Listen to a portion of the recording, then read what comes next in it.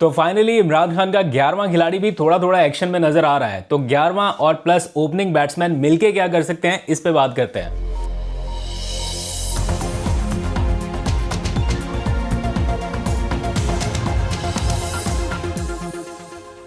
बिस्मिल्लाहिर्रहमानिर्रहीम, अस्सलाम वालेकुम। पाकिस्तान और दुनिया भर में देखने और सुनने वालों को अब्दुल कादिर का सलाम। पाकिस्तान में 16 मई है और मैं इस वक्त पेरिस में हूँ। आज हमारा दूसरा दिन है। कुछ दोस्तों के साथ मसरूफियात जारी हैं, कुछ इंपॉर्टेंट विजिट्स हमारे यहाँ पर प्लान थे, तो इसलिए यहाँ पे कुछ वक्त लग रहा है। मैं अभी तक जितना भी यहाँ पे एक्सप्लोर कर पाया हूँ, अदर देन टूरिज़्म, जो चीज़ें मेरे रिलेटेड थी, यानी न्यूज़ रिलेटेड या मुझे जिनका शौक़ था, यूरोपीय यूनियन, यूरोपीय पार्लियामेंट, यूरोपीय हाई कमीशन, ये वो सारा कुछ देखने का इत्तेफाक हुआ। मुझे जानकर हैरत बिल्कुल नहीं हुई कि इन ममालिक का, ये जो इतने सारे ममालिक मिलके चलते हैं, इनकी टॉप प्रायोरिटी क्या है? डेमोक्रेसी टॉप प्रायोरिटी है। और लिखा गया है साथ में कि यही मैटर करता है इनके लिए। दो चीज़ें हैं, एक डेमोक्रेसी और दूसरा ह्यूमन राइट्स। इनके बगैर ये ममालिक ऐसा है कि जैसे इनका तस्वुर नहीं है, ये चल नहीं सकते। एनी हाउ, बात करने का मकसद ये है कि दूसरी साइड पे हमारे यहाँ क्या हो रहा है, थोड़ी सी सिचुएशन इसके बरक्स नज़र आ रही है, बल्कि काफ़ी ज़्यादा। इसके ऊपर थोड़ी देर में बात करते हैं। ज़रा सियासी मंजरनामे के ऊपर ज़रा गुफ्तगू करते हैं। क्यों ज़रूरी है?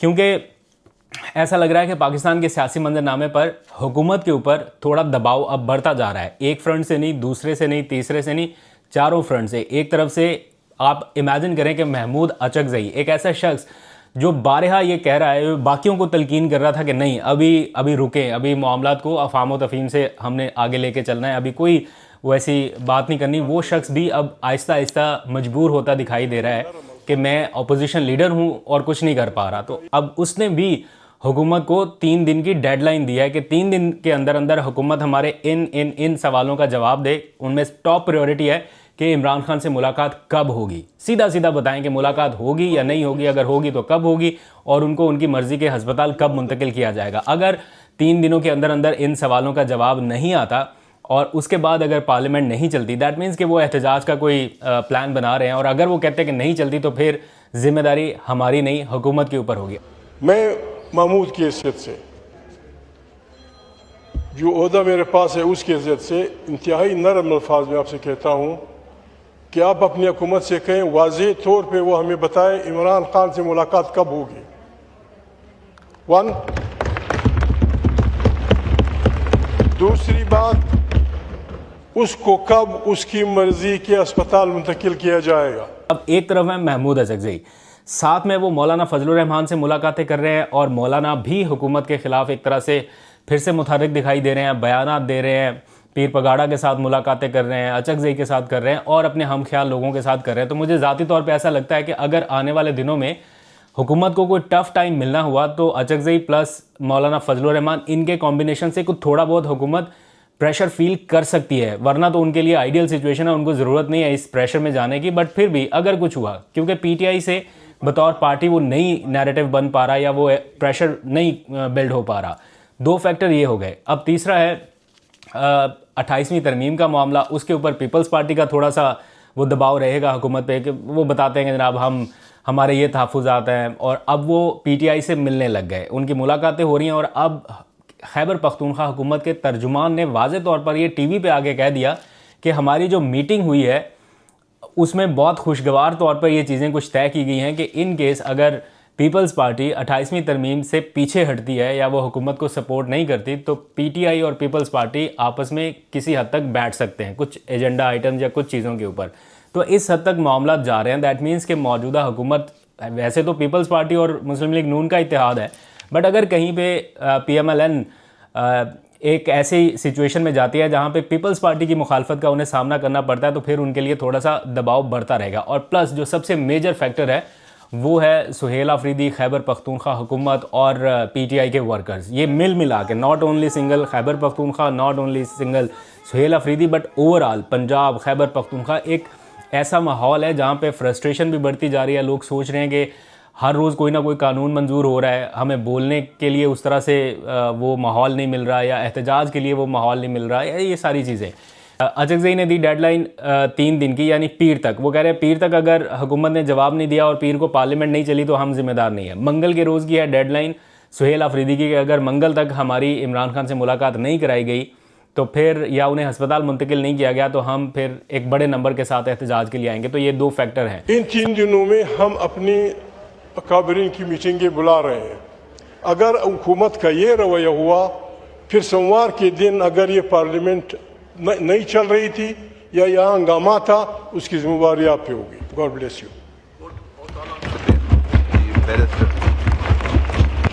साथ में मौलाना, साथ में अचकज़ई और प्लस जमात इस्लामी। आप बिल्कुल ठीक समझ रहे हैं कि जमात इस्लामी जो है वो कहते हैं ना, इन तिलों में तेल नहीं है। बयानात की हद तक ठीक है, बाकी सारा आज मैं देख रहा था उनके बयानात ऐसे लग रहे हैं जैसे पता नहीं वो क्या करने वाले हैं, लेकिन प्रैक्टिकली कुछ नहीं होता, बयानात की हद तक है। तो फिर भी एक नैरेटिव, एक बयानिए के तौर पर भी जब इतने सारी चीज़ें साथ मिलती हैं तो कहीं ना कहीं हुकूमत के ऊपर दबाव बढ़ेगा। ऐसा नहीं है कि इतने सारे फ्रंट्स के ऊपर एकदम से सारे आपस में मिल रहे हों और हुकूमत बिल्कुल रिलैक्स रह जाए, ऐसा भी नहीं है।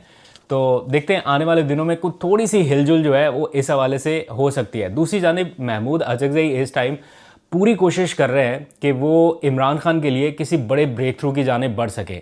वो राना सनाउल्लाह के साथ भी राब्ते में है, वो हुकूमत के एक और वज़ीर मुमलिकत के साथ भी राब्ते में है।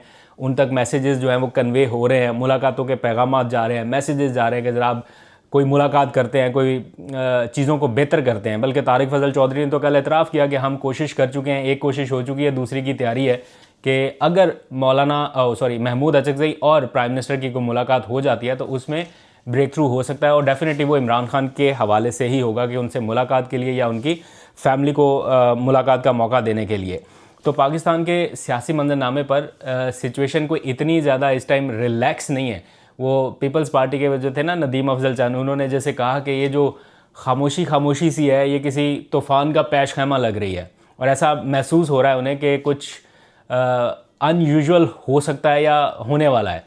तो अब 28वीं तरमीम के मामले को लेकर बाज़ लोग ये समझ रहे हैं कि 26वीं में बुरा हो गया, 27वीं में वर्स्ट हो गया, और अगर 28वीं में इससे भी ज़्यादा बुरा होता है कि सिचुएशन बिल्कुल ही कंट्रोल से निकलती है, जितने थोड़े बहुत हल्के फुल्के से इख्तियारात सूबों के हवाले से उनके पास हैं। फॉर एग्जांपल अमन व अमान की सूरत हाल वो सूबाई मामला है, तालीम का या सेहत का मामला वो सूबाई मामला है, बजट के हवाले से कुछ इश्यूज़ हैं। तो अगर वो चीज़ें भी उनके हाथ से निकल जाती हैं, विफाक तो पहले ही उनकी बात नहीं समटाइम सुनता, उनके साथ कोऑपरेट करने में या बातें सुनने में विफाक इतना ज़्यादा वो क्या कहते हैं, लचक का मुजाहरा नहीं करता। और अगर ये सारा कुछ भी हो गया तो फिर और क्या होगा। तो इससे सबसे ज़्यादा खौफजदा इस टाइम वो पीपल्स पार्टी है। मतलब वो चेहरे पे बिलावल स्माइल रख के गुजर जाएं और कहें कि सब कुछ ठीक है। तो ये जो पार्लिमानी पार्टियों की मीटिंग्स हो रही है, ये जो नदीम अफजल चंद साहब बयानात दे रहे हैं, ये जो बार बार कहा जा रहा है जरदारी साहब इस्तीफ़ा नहीं देंगे, वो प्रेशर में बहुत अच्छा खेलते हैं, और जो PTI के साथ मुलाकातें हो रही हैं, ये सारा कुछ बाय डिफ़ॉल्ट नहीं है, ये बाय डिज़ाइन भी है। ये इतनी आसानी से सारा कुछ नहीं हो रहा। बहरहाल there is something wrong behind the wall.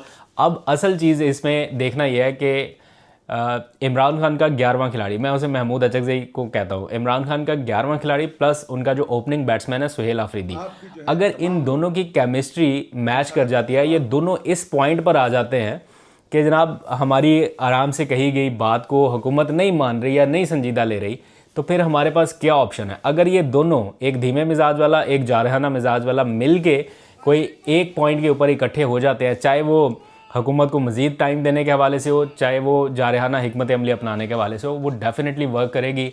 लेकिन साथ में इन्हें अपने दूसरे फ्रीकैन को मिलाना पड़ेगा। इधर से मौलाना फजलुर रहमान, उधर से पीर पगाड़ा, उधर से जमात इस्लामी, और ये सारी चीज़ें पाइपलाइन में है या मुलाकातें एक तरह से हो रही हैं।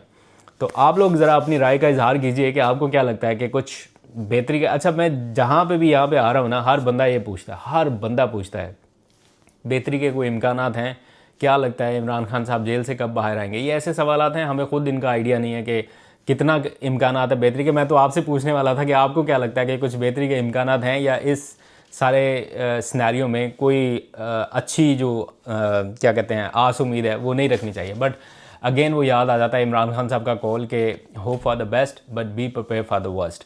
तो वर्स्ट तो बहुत कुछ हो रहा है, उसके लिए तो सारे मेंटली तैयार ही हैं। अब सब लोगों को इंतज़ार है कि कुछ एक आध अच्छी खबर, एक आध, ज़्यादा की तो ज़रूरत ही नहीं है ना, कोई एक आध अच्छी खबर आए एंड चीज़ें थोड़ी सी सॉर्ट आउट हो। तो अभी तक के लिए इतना ही। अपना बहुत सा ख्याल रखिए। वो देखें वो उधर बाहर पीछे पहुंच गए इंतज़ार कर करके। तो हम ज़रा यहाँ से निकलते हैं थोड़ा घूमने फिरने के लिए। आपसे फिर अगले व्लॉग में बात होगी। अभी तक के लिए इतना ही। अल्लाह हाफिज़। आ जाए अब्दुल्ला भाई। Big B.